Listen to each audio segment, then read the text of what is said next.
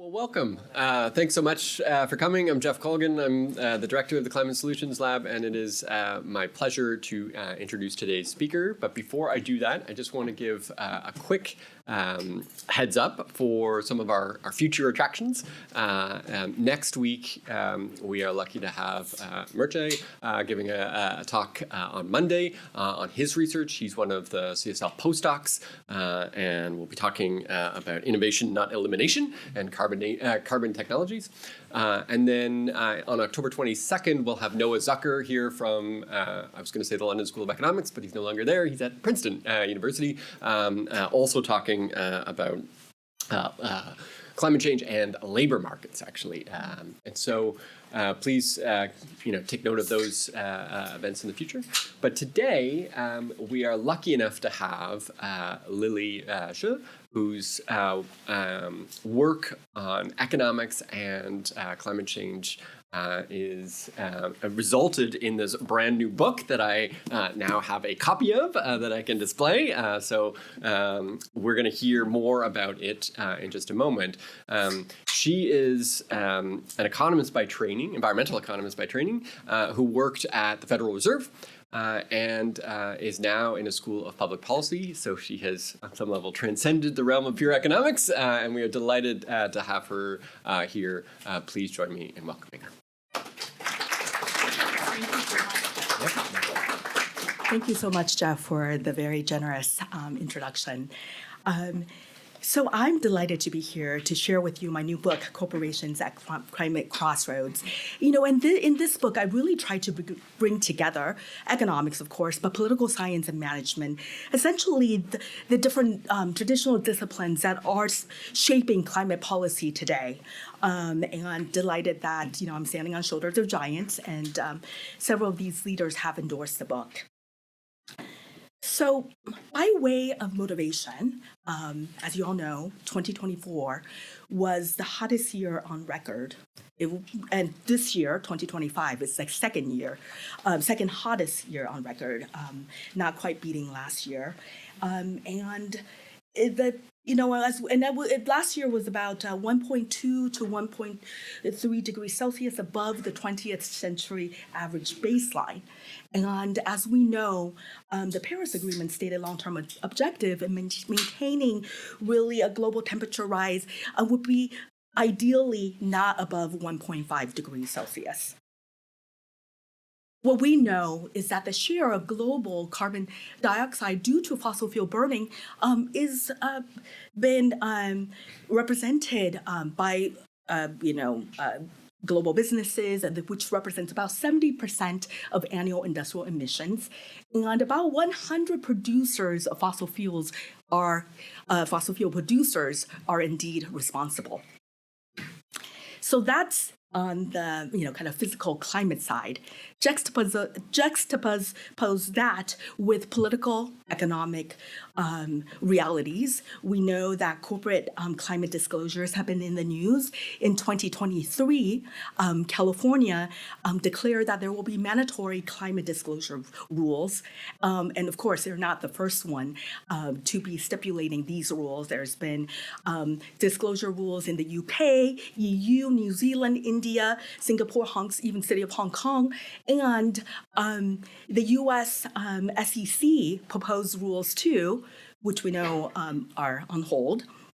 And interestingly, as many of you know, companies worldwide have been preparing for mandatory disclosure rules and more for years now. And here you see the logos of global businesses across sectors. So in this book, my main questions are, so what are some of the firm level and political economy factors, so both the bottom up and top down drivers of corporate behavior and performance on climate change? I also asked, do firms that participate in voluntary climate action emit less carbon emissions? So really a question about do they actually work, these pledges and that firms are making? And what about the interactions? How are kind of firm vis-a-vis regulations, vis-a-vis global governance, and how do they vary across sectors and in developed and developing countries? So let me tell you a little bit about the book's mixed methods. I try to bring together both the large and quantitative analysis, and I follow global businesses, the Global 500, and the S&P 500 firms' climate mitigation and performance for about a decade, 2011 to 2020, although I have newer data as well. I create a global sustainable business climate action database with, again, both the firm level data as well as industry sector, country level data, and global governance data. I answer some questions about causal inference, like really trying to make the link between what's on the left-hand side with what's on the right-hand side, and I do that through quasi-experiments and also attempting to get at what economists would say are intensive and extensive measures. So, or this idea of so there's a lot of participation, but to what extent are the efforts and the outcomes actually there? But I do more than that. I also am have been a participant observer at these large industry-initiated conferences, UN Global Compact meetings, summits. There are specialized workshops for emerging leaders at the corporate level, and I've also interviewed firm leaders, global governance leaders, and regulators as well. And I do some illustrative case studies to get at some of the causal mechanisms, to tell some stories across different firms as well. So as I said at the beginning of my talk, that I'm really kind of bringing together several important literatures. And let me start off with kind of at the firm level. So I reach into the private provisions of public goods literature, also the public policy literature, where there has been a lot of research on decentralized governance approaches, where firms are profit maximizers, but they're profit maximizers with a broader set of preferences and calculations, where they take into account private politics and public politics. And the idea is, it's because there's imperfect information. There's asymmetric information and between firms, regulators, and stakeholders. And firms engage in self-regulation as a way to deflect these real costs. And then I also reach into the private authority, transnational climate governance literature, where the unit of analysis is more oftentimes at the domestic or global level, so the country level, the global level. And this is a literature that many of you are in, and here this idea of the collective action problem. How do we bring, in recent decade, how do we bring back the state in domestic politics when we think about the role of climate actors, whether it's private sector actors or global governance institutions. And then more recent literature too, and on distributive conflict lens, looking at fossil fuel assets and the green assets and their relationships, which, Jennifer Hayden's work on international organizations, opening up the black box of that. I open up the black box of the firm. And Jeff Cohen, your recent work with Jessica Green, again, I'm looking at the distributive conflict lens. And, so this rise of private regulation in this really kind of complex networks of various actors with firms rising as governors and delegation of public to private authority. So in this book, I try to attempt to then link that to the firm level and to what managers within firms are doing. And so opening up the black box of the firm and making those links, interactions, and I try to, as much as I can, measure it or tell some rich stories about these interactions, how then that is driving what's happening on the ground.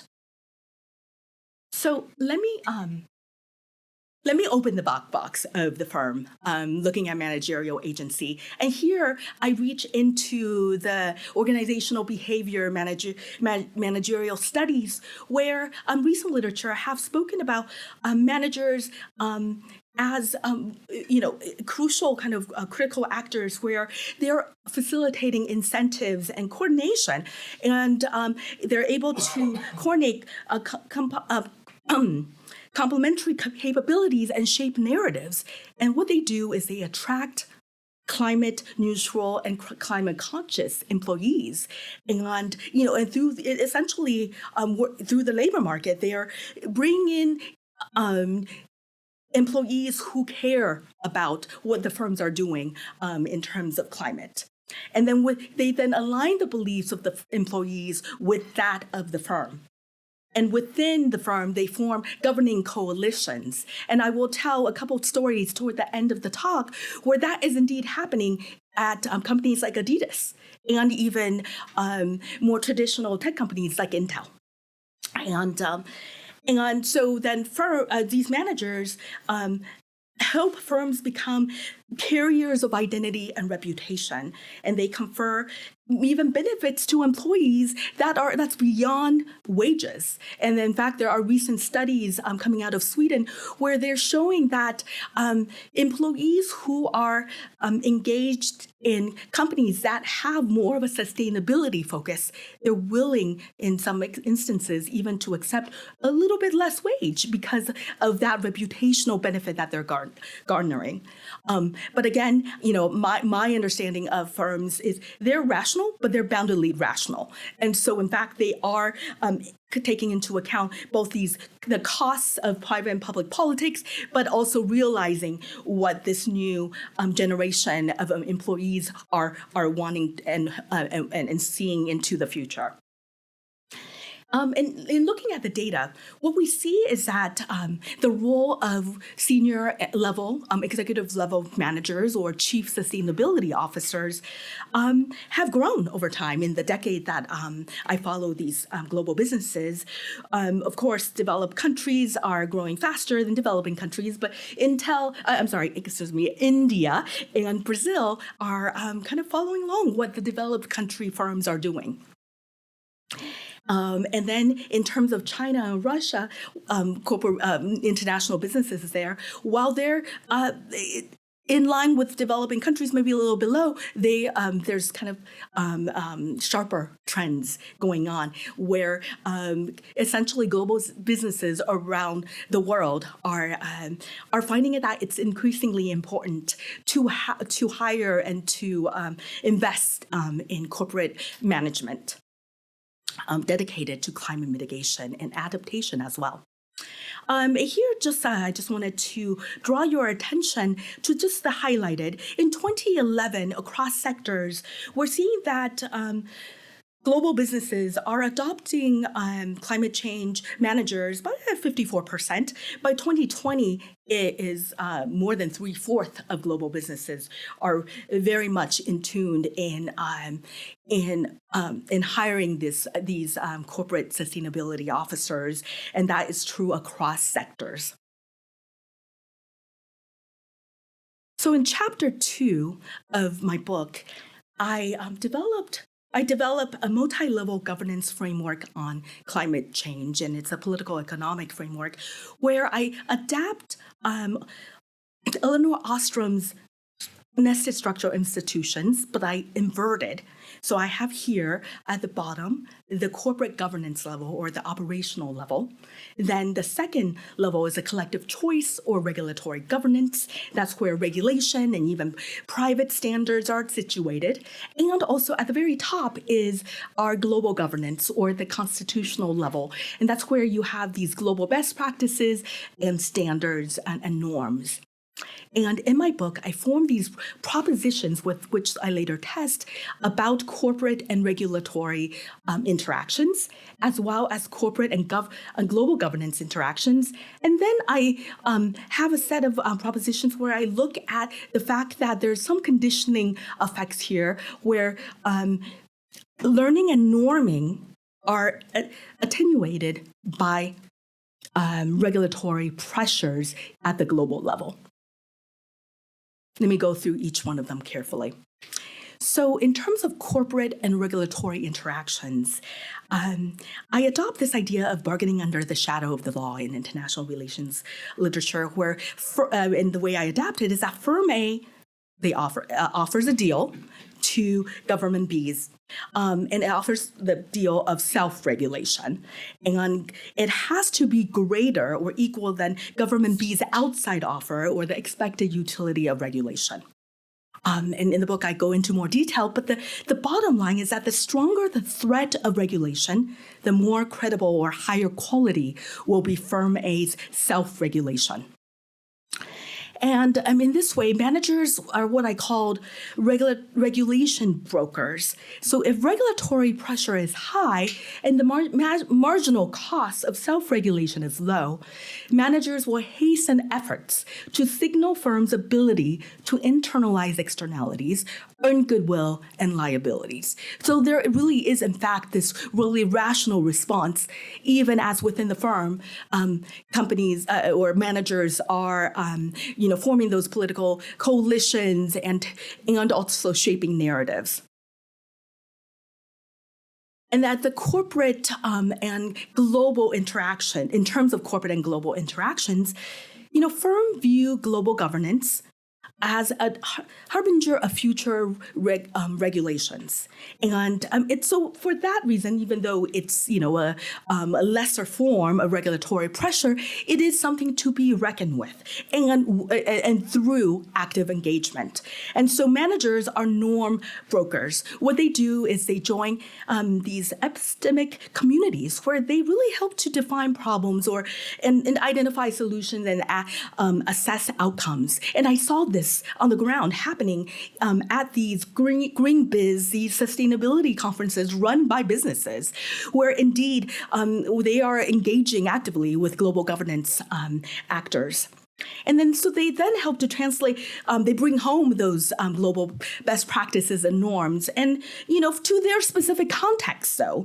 And then they try and, and they test them and work with them, and they eventually will become market norms or even rule of law, and they know this. So regulation and global governance are both something that firms and managers within firms are readily engaging with.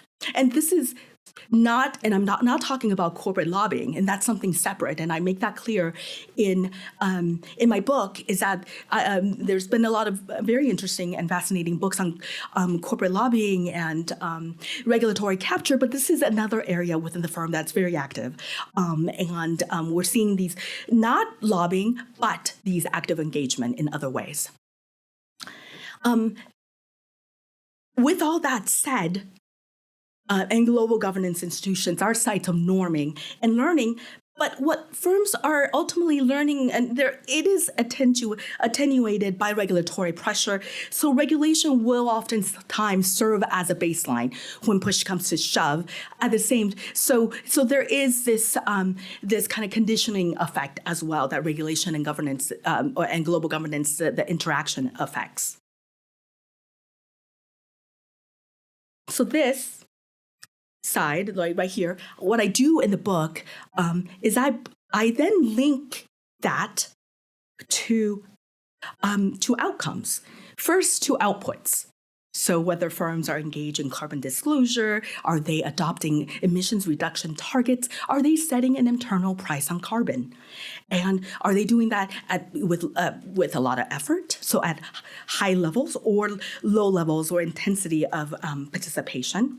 And ultimately, I link that to performance or outcomes and looking at firms' carbon emissions and carbon emissions intensity. What I say is that firms engage in high effort.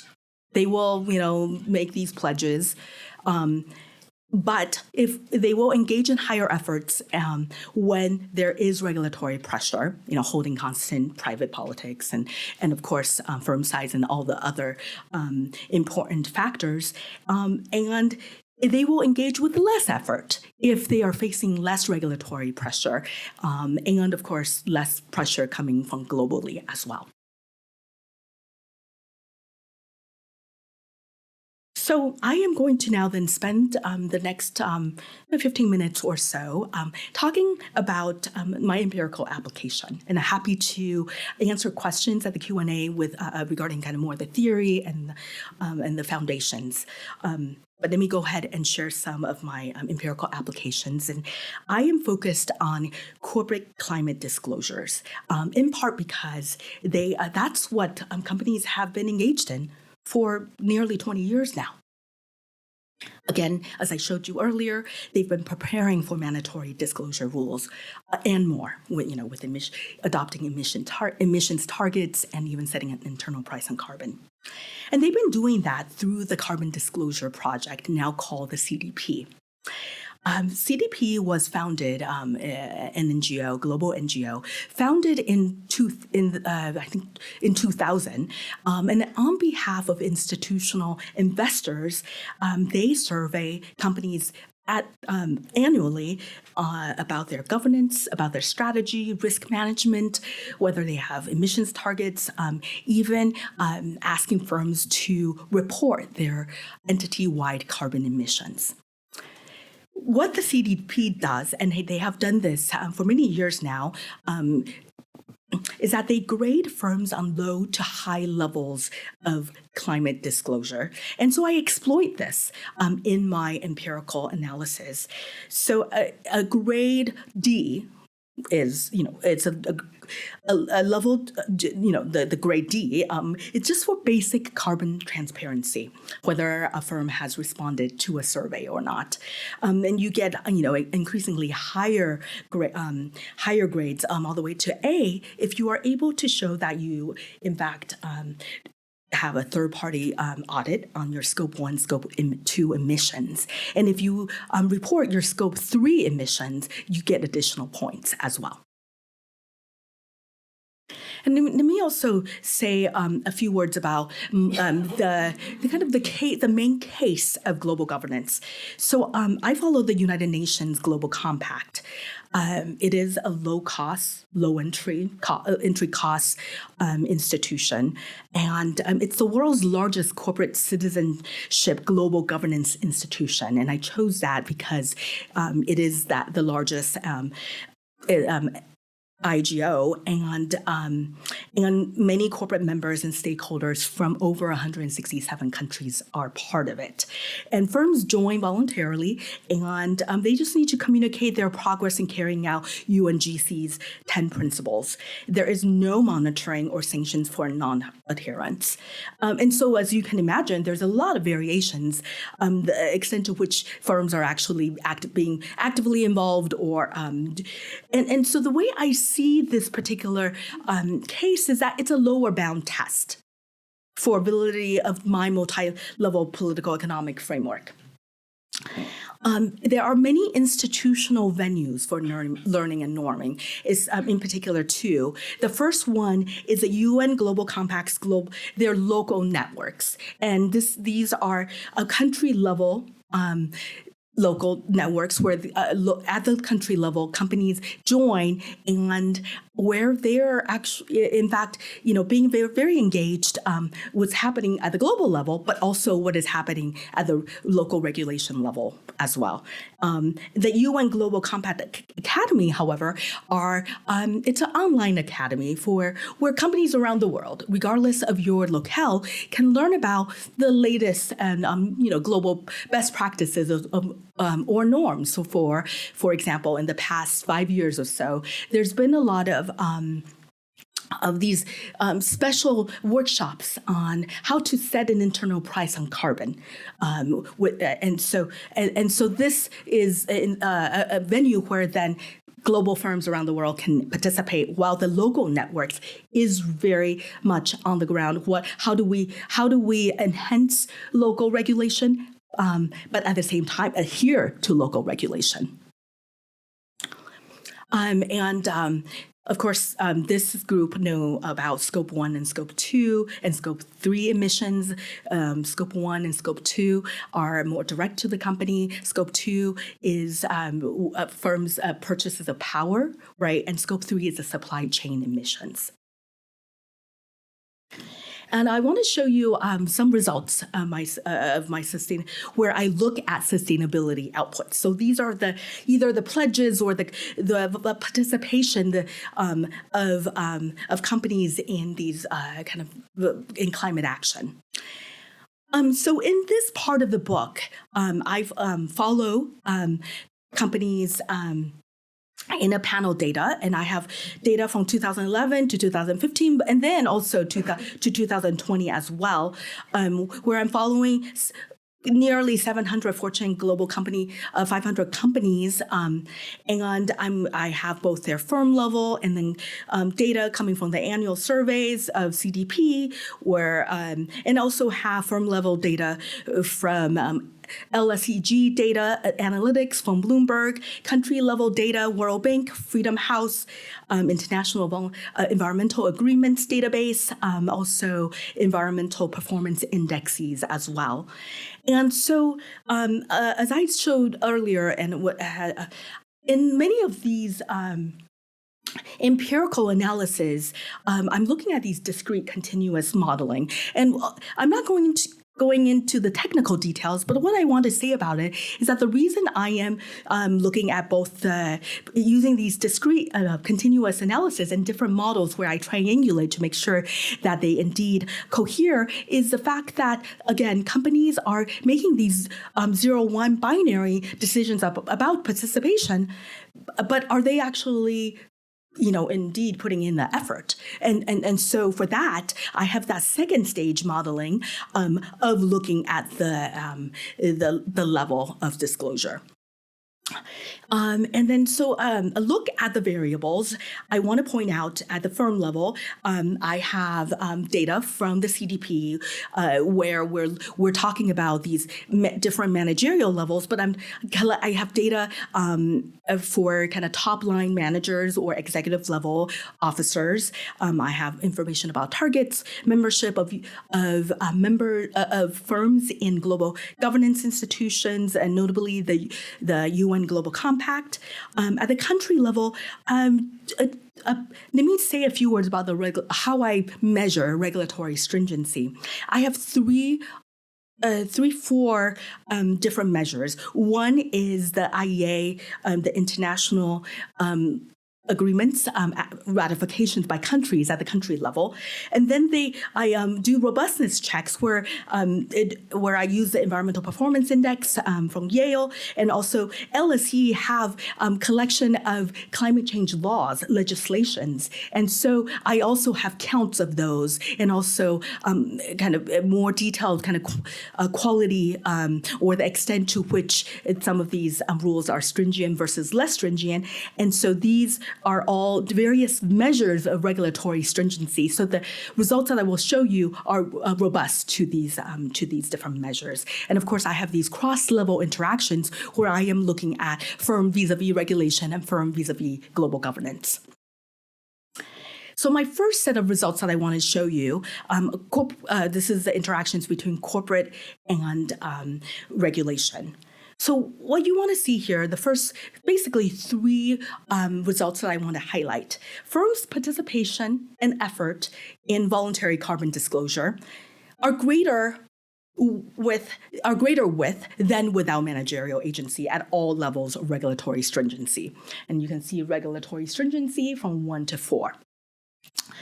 And as regulatory stringency increases, firm possessing a manager, so the chief sustainability officers, or an emissions target, are more likely to participate and disclose at higher levels. So both the extensive and intensive margins.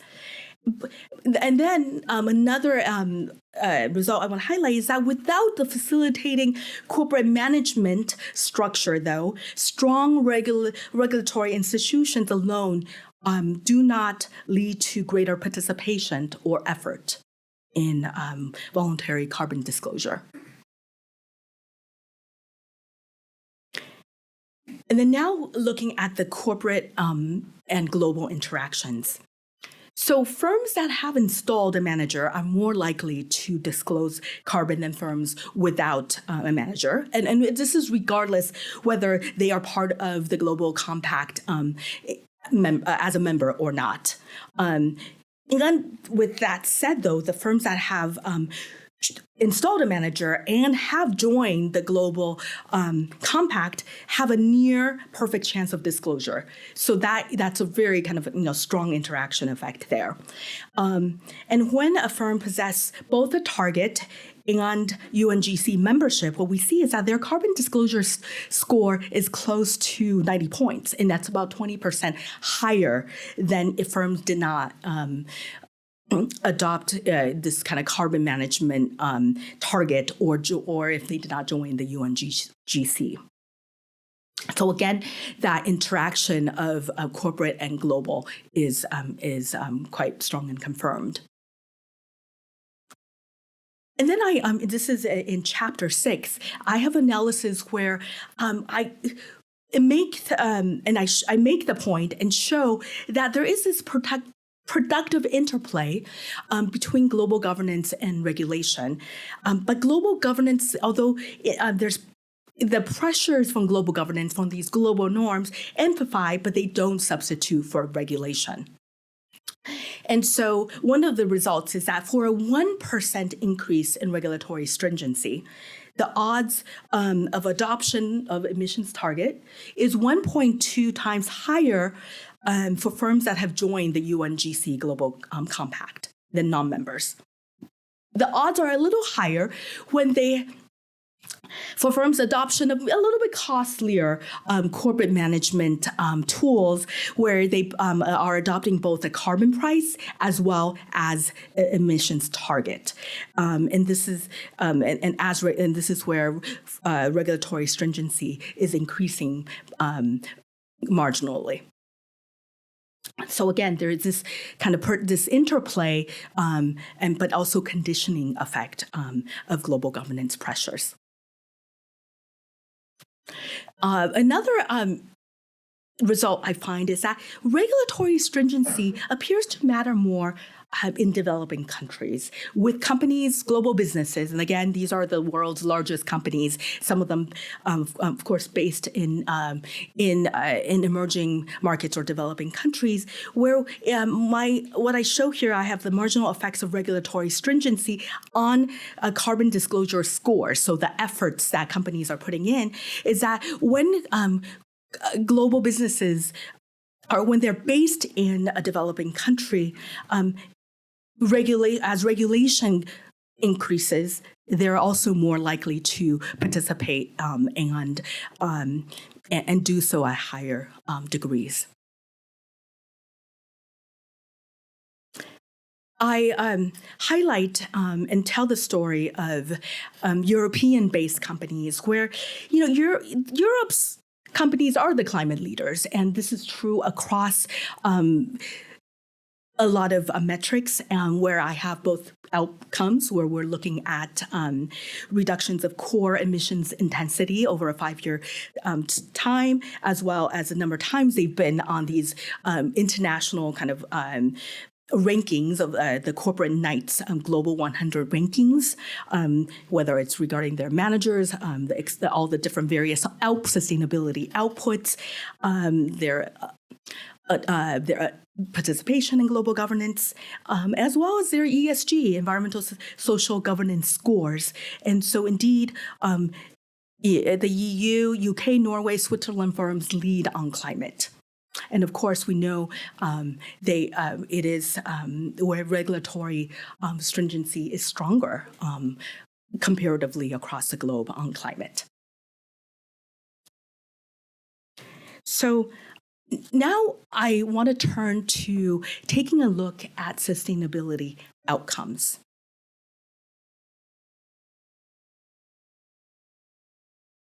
I asked a question in chapter 7 of my book.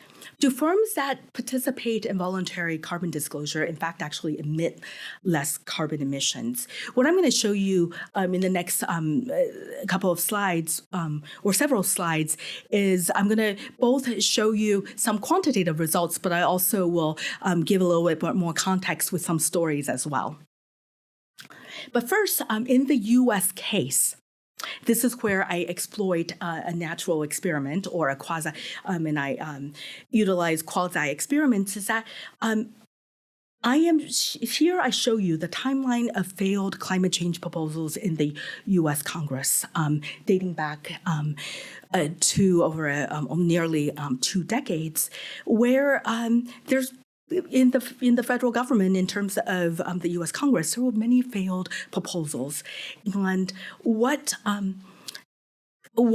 had shown the most promise, in fact, was actually the Obama era's EPA's introduction of the Clean Power Plan.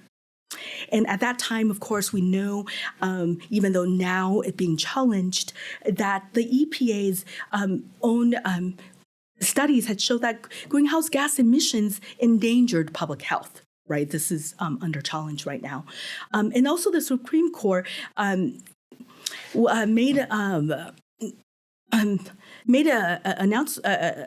clear finding that the Clean Air Act would encompass the greenhouse gas emissions.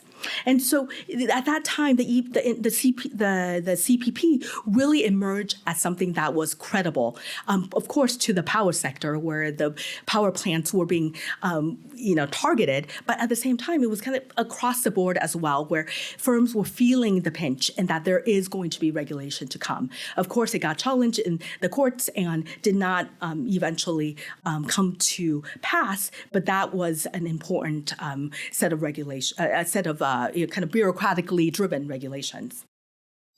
And so I have a quasi-experimental research design here. I won't, again, go into the details, but I have an identification strategy where I am interacting the CPP with with the target of the greenhouse gas intensive sectors and exploiting also variations of managerial agency within these firms as well, and using some standard quasi-experimental approach of triple differences estimators embedded again in my discrete continuous modeling approach.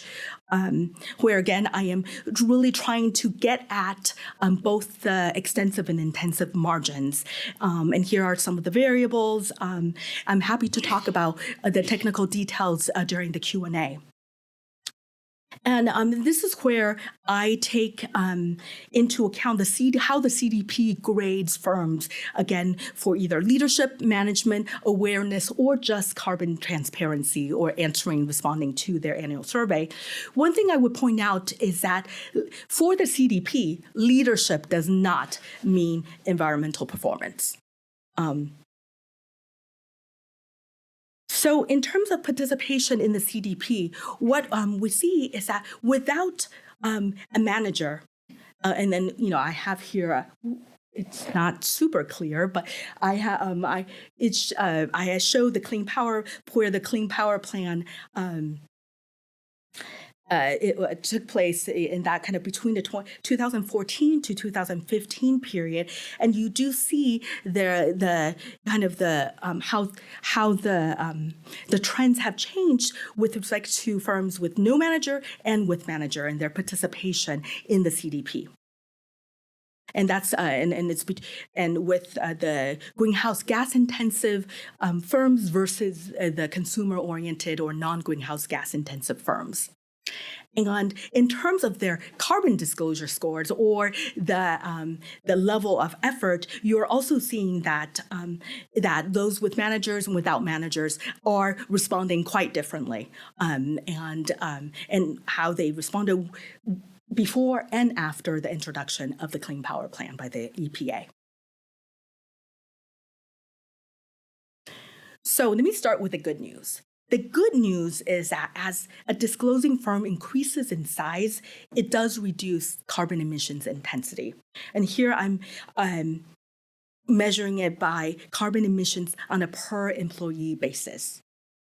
And in the book, I also look at carbon emissions on a kind of per dollar basis or by with respect to revenues. And so that's good news. Their participation in carbon disclosure have allowed them to at the very least, correlate with reductions in carbon emissions intensity.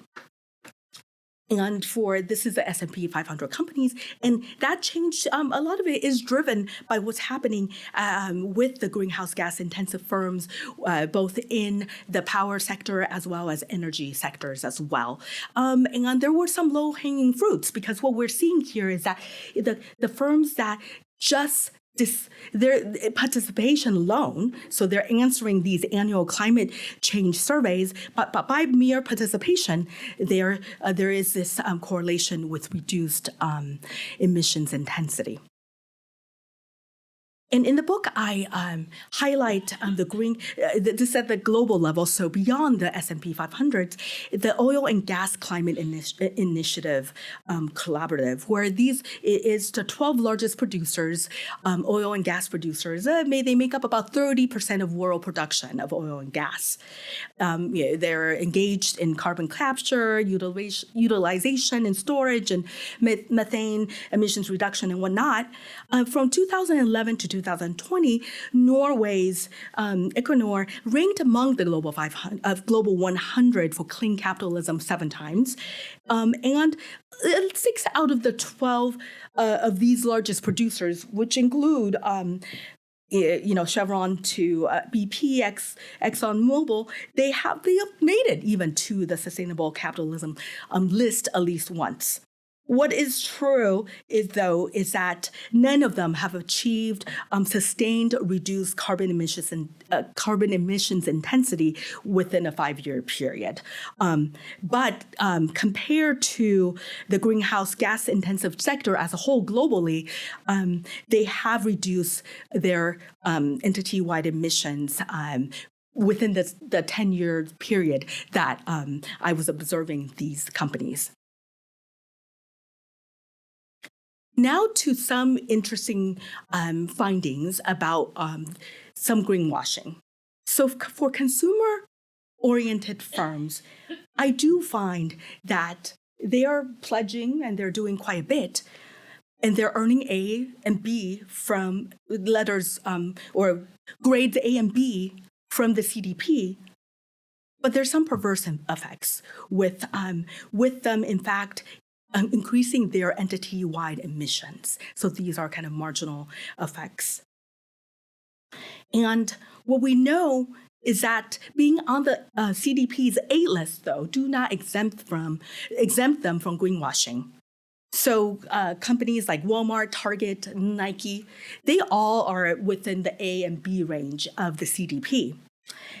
And many of them actually have been part of the industry-led Cascale, and it was formerly the Sustainable Apparel Coalition. Some of you might remember them as the former name, and which it has been controversial, where they have portrayed petroleum-based synthetics as the most sustainable choice above natural fibers in an index called the Higgs Index, which is still in use within the supply chain, the apparel industry, trying to measure their firm's social and environmental footprint. And the Walmart itself has been sued by the US FTC over products of where it claimed that it was eco-friendly, but in fact was not as eco-friendly. So from what you're hearing what you're seeing in the news, or the controversies about greenwashing, we are seeing a lot of that in the apparel sector. And but at the same time, as I showed you earlier, it does seem across the global businesses, there is reduced carbon emissions intensity, which is good news. I want to end my talk today with 2 case studies that I want to share with you, and to kind of highlight some of the important kind of managerial and organizational level factors, the corporate and regulation level interactions, and the corporate global interactions. So Intel has been in the news about not doing well and not making profits lately. It has actually, in fact, done a lot in the past couple of decades. It had early in leadership buy-in. Initially, it was really the engineering mindset where they focused on energy efficiency. And but they were able to kind of pivot what they were doing in terms of their copy exactly in their computing to pivot, and also what they were doing in green sustainable chemistry into climate. After controversies around what they were doing kind of with toxic chemicals, they were very engaged in water conservation and green chemistry, and they pivoted that into climate action. And they started their kind of ESG-like reporting since the 90s, the mid-90s. And post the Paris Agreement, they've been actively engaged with investors, customers, and also really kind of concerned with their culture, the talent pool, and again, what I will show later in the next slide about what's happening in Adidas is that a lot of what companies are doing with respect to corporate social responsibility around climate are now in the HR or workforce development kind of parts of their companies because of this realizing that it is not just something that should be a concern of manufacturing or concern of just one part of the firm, but really kind of more holistically. And for Intel, they developed a handprint approach where it's this idea that global customers cannot reduce carbon footprints worldwide, including customers like Microsoft, without Intel's computing power. And up until July of this year, they were very engaged in kind of EU's Good Green Deal and CHIPS Act and building out their manufacturing footprints in the EU and beyond. And the global face-to-face is something that they've adopted within their company, where they're meeting with offices around the world, are really engaged with kind of the local regulatory compliance or beyond compliance, and at the global level, they've been involved in threading their framework, their own climate framework with that of the UN Sustainability Development Goals. And this is true with Adidas as well, where they really embrace this idea of owning the game with sustainable materials. And again, from the head start, their green company, which is essentially their corporate social responsibility arm, was sponsored by Adidas's chief executive office from the very, since the mid 2000s. And again, it has also now become part of the global place and governance arm of the company. It's true across a lot of international companies. And on their since 2015, they've focused on tracking and reporting of targets and outcomes, and also within companies itself, looking at how to bring together managers and employees with incentives for employees and managerial units to be involved in sustainability projects. And they, of course, they're in the EU and Germany, and so facing a lot more regulatory pressures, and they're a founding member of many global governance collaborations. I'm running out of time, so let me just leave with you several main takeaways. Is that the internal firm dynamics and the regulatory governance and global governance have been examined in terms of these various interactions. And so amid climate uncertainty, I argue that effective corporate responses really emerge from a combination of having strong managerial leadership, where they are using smartly complementary capabilities, and they're engaging proactively with regulation and global governance, aside from what they already are doing in terms of lobbying and whatnot. So these are my main takeaways in my book. Thank you so much.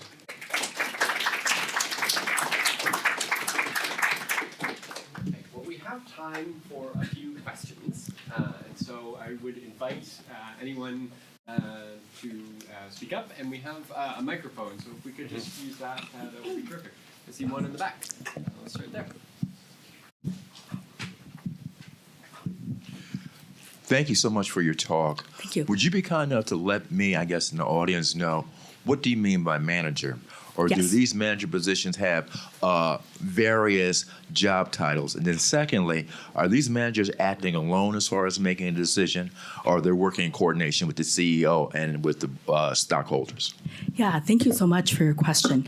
So the managers I'm referring to and the ones that are having the impact that I am describing are part of the Chief Sustainability Office, or they're part of the governing board of the companies. In one of my chapters, I look at kind of these lower level managerial positions, and they tend to have less of an effect, as one might imagine, as one could imagine. And these, but at the kind of more executive level, however, what they're doing is they are building these political coalitions inside firms with employees as well as executive officers and within their board of directors as well. Thanks.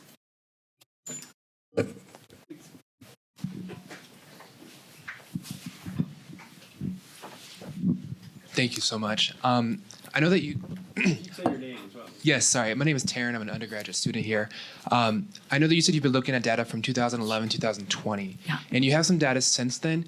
Have you seen anything big change since 2020 was the pandemic, and the way that we look at sustainability and climate has changed a lot, even with new businesses coming forward, utilizing artificial intelligence and stuff like that? Are they implementing these kinds of things from the start as new businesses start off, or are they slowly starting to adopt it? How's that changed since the data that you gathered? Yeah, thank you so much. Yes. So what we're seeing now is that from the get-go, you will have to have these kind of managerial capabilities within your company. So you will have to hire these executive level managers, and the board of directors oftentimes already have a climate related committee. They will have, and from the get-go, they will have these adopt these emissions targets, and even setting an internal carbon price on carbon. And so what we're seeing is that there's this trend that has grown over time, and now it's ubiquitous. So it's all over, and they were initially just emerging global best practices, but now they are the existing best practices, and there will be new ones as you said, with AI adoption and technology being embedded in how carbon is being managed.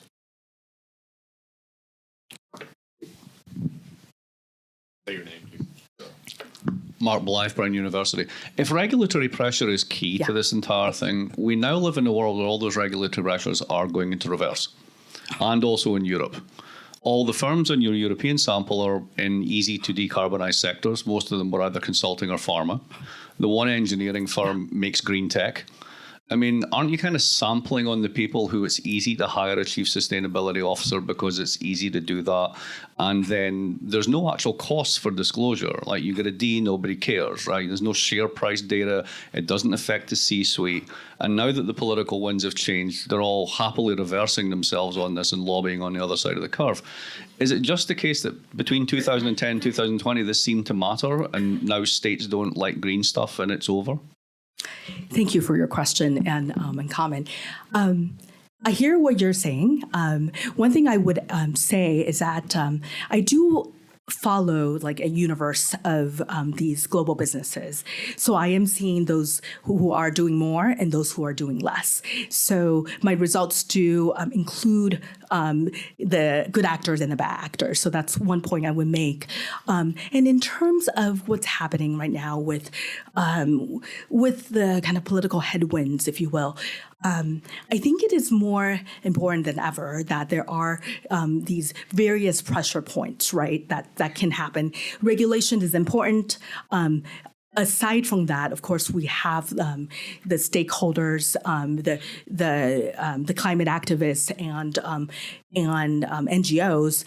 So it's really kind of it does require all hands on deck, which I talk about toward the end of or in the last chapter of my book, and also about how even with respect to regulation, it shouldn't just happen at kind of in a federalist country like republic that we are in, that it's also coming from local and state governments as well. And so multi-level governance is not just multi-level from the federal, national to global, but also coming from these different pressure points within countries itself.